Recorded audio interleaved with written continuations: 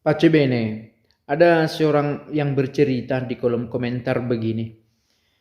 Ada seorang mahasiswa memutuskan menjadi mualaf karena ia menemukan bahwa Yesus itu sebenarnya beragama Yahudi, bukan Kristen. Kalau begitu, mengapa orang Kristen menjadi beragama Kristen, tidak mengikuti agama Yesus? Oke, untuk saya menarik ide ini, meskipun bisa dengan gampang dijawab, tidak mungkinlah Yesus beragama Kristen, karena Yesus itu yang mau diikuti. Maka orang-orang Kristen yang artinya adalah pengikut Kristus, yang mengikuti Kristus di agama Kristen. Tetapi tidak bisa sesederhana itu juga. Kalau mau konsisten mengikuti apa yang tertulis di kitab suci, memang konsisten dalam arti mengikuti secara literally apa yang tertulis di kitab suci, memang yang mengikuti Kristus yang menjadi Yahudi lah, karena Yesus beragama Yahudi. Tetapi arah penerjemahan, arah penafsirannya bukan ke sana. Mengikuti Kristus itu yang terutama. Jadi sebenarnya bisa dimengerti kebingungan dari anak muda itu, yang dikatakan mahasiswa itu. Kalau memang mau mengikuti Yesus secara literally, dalam arti agamanya juga diikuti, cara hidupnya diikuti, maka itu lebih konsisten. Tetapi yang menarik adalah mengikuti Kristus yang adalah Allah, itu menjadi ide utamanya. Mengikuti Kristus yang adalah Allah menjadi ide utama. Nah, pertanyaan, kalau begitu tidak penting ke agama? Ini pertanyaan besar lagi, karena banyak orang berpikiran begini. Tidak perlu kita berkumpul-kumpul, yang penting kan kita mengenal Kristus, kita bisa membaca kitab suci dan mengikuti hidupnya. Ada yang berkata begitu dan makin marak sekarang ini, sehingga banyak orang yang tetap percaya kepada Kristus tetapi tidak percaya kepada gereja. Yang dalam hal ini gereja itu ditemukan dalam orang yang mengikuti agama tertentu. Ini ide menarik. Mengapa? Karena orang-orang Katolik pun mulai meragukan kekatolikannya karena berpikir bahwa mengikuti Kristuslah yang terpenting. Tidak salah mengatakan bahwa mengikuti Kristus adalah yang terpenting. Persoalannya adalah Kristus yang bagaimana yang diikuti. Kristus yang diterjemahkan dalam rupa apa yang diikuti. Ini yang menjadi pertanyaan mendasar. Mengapa itu penting diperhatikan? Karena Kristus itu sudah dikenai oleh banyak pakaian, dikenakan banyak pakaian kepadanya. Ada Kristus yang menang, yang tak akan pernah menanggung malu, yang tidak akan dikuasai oleh si jahat, yang tidak akan hidup dalam kuasa penderitaan atau kuasa iblis.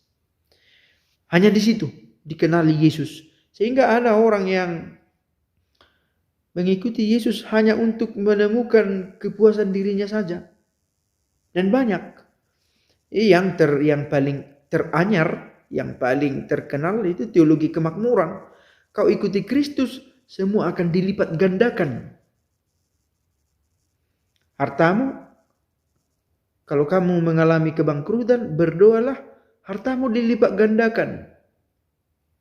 Kalau kamu kehilangan pekerjaan, berdoalah, maka pekerjaanmu akan dilipat gandakan kualitasnya. Harga dirimu dinaikkan. Ini satu pakaian yang disematkan kepada Kristus. Sampai lupa bahwa sebelum bangkit Yesus itu menanggung derita, sengsara, dan wafat secara manusiawi. Kalau begitu, Yesus yang mana yang mau diikuti? Syukur bahwa di dalam gereja kita diperkenalkan kepada Kristus yang serentak tidak hanya menderita tapi juga bangkit. Tidak hanya bangkit, juga mengalami penderitaan. Mengalami penderitaan, tanda keikutsertaan Allah senantiasa dalam perjalanan hidup kita. Kalau kita sedang mengalami kesulitan, kita mengingat salib Yesus, kita tahu Bahwa dalam kesulitan pun kita tidak ditinggalkan. Ini bagian yang menjadi harta karun menurut saya dari ajaran gereja. Sehingga baik dalam susah maupun senang, kita diarahkan untuk tetap mengalami kehadiran Kristus. Sampai pada akhirnya dalam bahasa gereja kita kenal dengan istilah surga, kita merasakan keabadian dalam kebahagiaan. Ini adalah perjalanan dari hidup beriman kita. Bagaimana di dalam susah juga saya tetap mengenal, menemukan, mengalami kebersamaan dengan Kristus. Dan tidak cukup hanya dalam diri saya, juga bagi orang lain. Saya tidak merasa cukup, merasa penuh hanya untuk kepentingan diri saya sendiri, juga untuk orang lain. Sebagaimana Kristus sering digambarkan di dalam gereja, ia adalah kepala dan kita adalah tubuhnya. Dan sebagai tubuh, kita ada dalam satu kesatuan. Kalau ada satu anggota tubuh yang sakit, semua anggota merasakannya. Ini yang hilang dalam refleksi tentang gereja. Makna gereja mulai tergerus karena ketidakpercayaan orang pada perkumpulan, komunitas-komunitas yang corrupted. Entah itu dalam ekonomi, entah itu dalam sosial, entah itu dalam budaya, rusak. Orang berpikir rusak, maka kalau begitu gereja itu tidak bisa dipercaya lagi. Orang sampai terburu-buru pada keputusan itu. Maka harus dikatakan bahwa benar kita mengikuti Kristus, tetapi Kristus yang mana? Kita butuh komunitas. Maka ketika saya benar-benar memberi perhatian saya pada Kristus, saya masuk dalam gereja.